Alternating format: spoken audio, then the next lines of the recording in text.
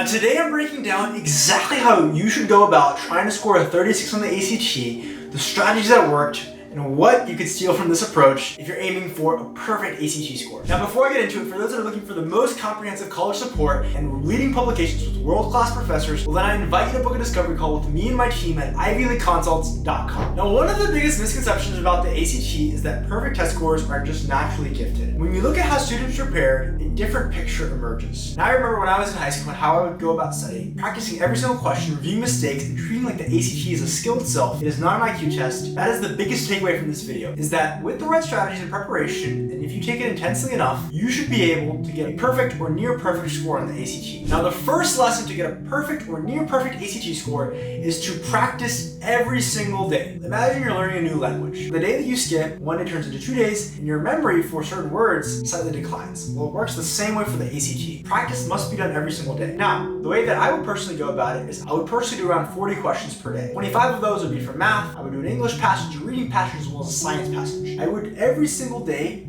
do one of those things. Not once a week, not whenever I feel motivated, but every single day. You should be able to subconsciously know how to approach every single passage because you've seen it. The ACT is a pattern recognition test, and standardized tests are built on all these patterns. And so this is why it's so important that you approach it in this manner. Now, the second fundamental lesson in getting a perfect ACT score is taking full practice tests as often as possible. I would personally recommend once a week. It gives you enough time to review mistakes and make significant progress between your next ACT practice test. What I would personally recommend is I would track all of my different scores on a spreadsheet. I would take an Excel spreadsheet. I would make a list of all the different questions that I missed. I would then write an explanation for why I missed that particular question and how many questions I missed. And I would compare that and track that across each different test that I'm taking and notice my trajectory. If I'm making significant improvements, there should be a reason for why you've missed every single question. This allows each mistake to turn into very valuable data that you can study and improve all of your exams. Now the next lesson is to master English through rules. Now for English, I agree that grammar wasn't the biggest challenge. The rhetorical questions were. Instead of endlessly taking practice tests, I would recommend to learn the underlying rules and reinforce them with practice. And this is why I suggest doing small passages per day. Because every single question is tied to some sort of grammar rule or rule that practice alone won't noticeably fix, but instead you'll need instruction and repetition to fix these. Lesson number 4, math is simply about volume. Even if you're very strong in math, you must still practice consistently.